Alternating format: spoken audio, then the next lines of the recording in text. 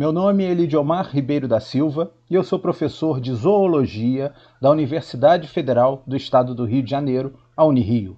E vou apresentar o trabalho intitulado A Zoologia Presente na HQ Chilena Mampato. Quero também agradecer a oportunidade de participar da terceira edição da Aspas Norte. Bom, eu sou licenciado em Ciências Biológicas pela UFRJ, mestre e doutor em Zoologia pelo Museu Nacional e trabalho como professor da Unirio, onde sou responsável pelo Laboratório de Entomologia Urbana e Cultural. Eu tenho uma formação e uma área de atuação provavelmente bastante diferentes da maioria daqueles que estudam quadrinhos. Basicamente, meu interesse nos quadrinhos parte do pressuposto de que é fundamental se falar de ciência. Mas tem que se falar de ciência de modo que todos possam compreender. E isso é absolutamente importante, principalmente em períodos como o que atualmente estamos vivenciando, de negacionismo aos benefícios e aos ganhos proporcionados pela ciência. Temos visto comportamentos e ações que fazem lembrar o início do século XX, onde ocorreu a revolta da vacina. Nos dias de hoje, vemos a repetição desse comportamento. Isso é um possível resultado da falta de capacidade de comunicação em termos populares da ciência. Eu defendo muito a aproximação entre a academia científica e as universidades com a população. E um dos instrumentos potencialmente úteis para se fazer essa aproximação é a cultura. A primeira vez que eu percebi o potencial da associação entre ciência e cultura em termos de popularização foi em 2011, um evento interno da minha universidade, em que eu apresentei um trabalho acadêmico elencando os principais personagens em quadrinhos das editoras Marvel e DC que tivessem sido inspirados em animais. Apresentei esse trabalho e ele atraiu a atenção não só de colegas acadêmicos, como de pessoas da sociedade que porventura estivessem passando pela universidade, além de docentes, funcionários, alunos de outros cursos com outras especializações. Ali eu vi a tremenda potência que é a junção de elementos culturais na informação científica para tornar mais palatável aquela informação. E se a gente observar um pouquinho, falando da minha área de especialização, a zoologia, o estudo dos animais, a gente vê que os animais estão, simbolicamente falando, presentes em tudo. E isso mostra que os animais são uma tremenda força que pode ser utilizada para se falar de ciência. Eu defendo que dá para se falar de ciência de muitas formas, inclusive através da arte e da cultura, fazendo isso de modo integrado.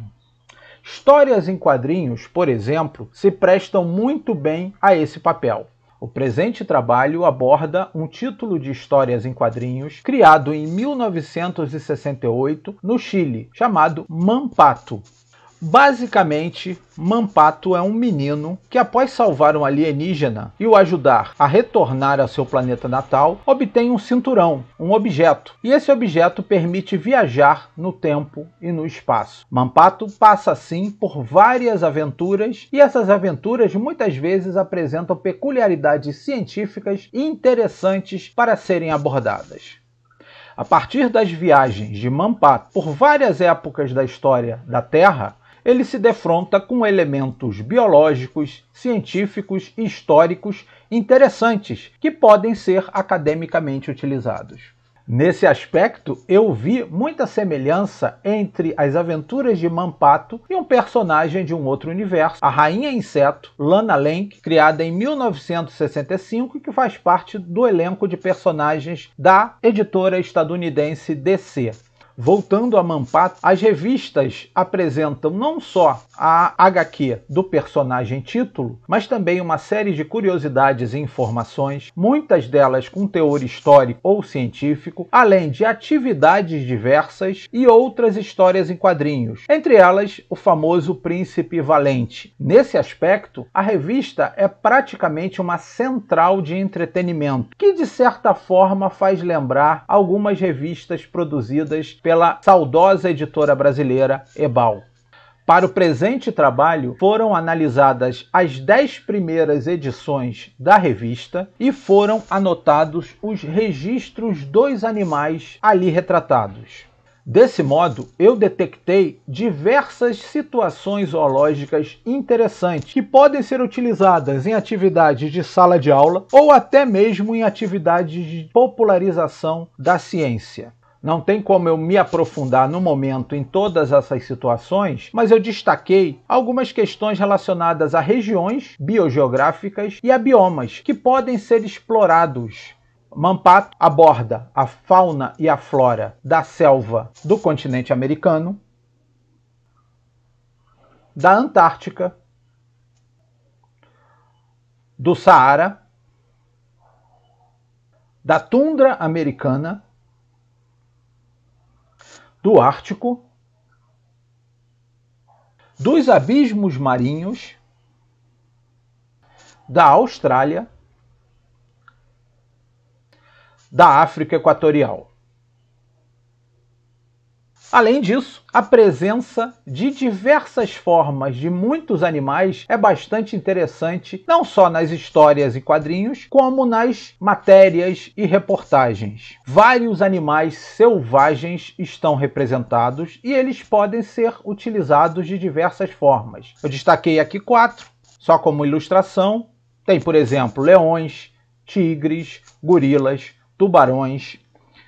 Os animais domésticos também estão representados em menor escala, mas dá para a gente perceber a presença de cães, gatos, cavalos, bois.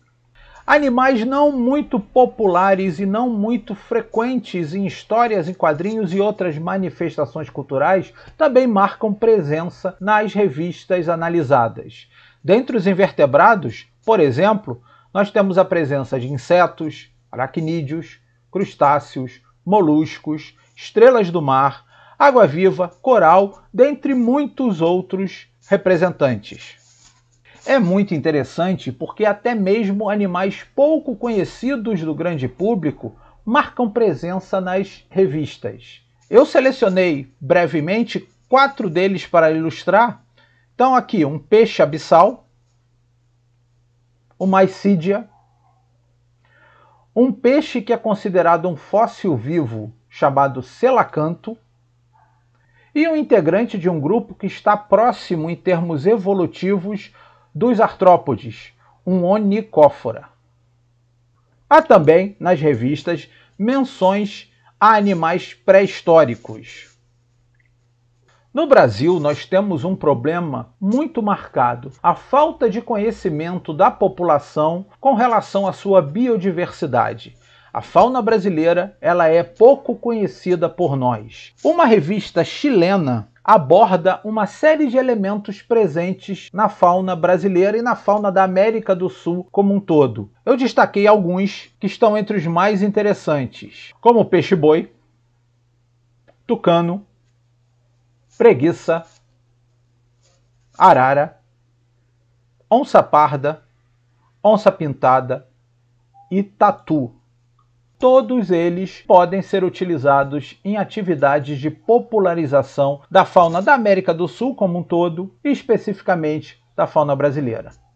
Bom, chegando às considerações finais, eu acredito que revistas em quadrinhos como o Mampato, podem ser ferramentas muito úteis para se popularizar a ciência zoologia. Além disso, elas são instrumentos de familiarização dos leitores com os animais, especialmente aqueles que são pouco conhecidos. Isso tem um significado importante em termos de sensibilização para campanhas de preservação ambiental, por exemplo. Assim sendo, essas revistas podem ser um importante ponto de partida para se falar da necessidade de preservação da biodiversidade. Isso é absolutamente fundamental, especialmente em tempos de negacionismo à ciência. Bom, esta apresentação faz parte do projeto Zoologia Cultural, cadastrado junto às pró-reitorias de pesquisa e extensão da minha universidade, a Unirio. Gostaria de agradecer a atenção de todos. Deixo o meu e-mail para contato, vai ser um prazer conversar com vocês e desejo que todos tenhamos um ótimo ano de 2021. Sigamos firmes. Obrigado.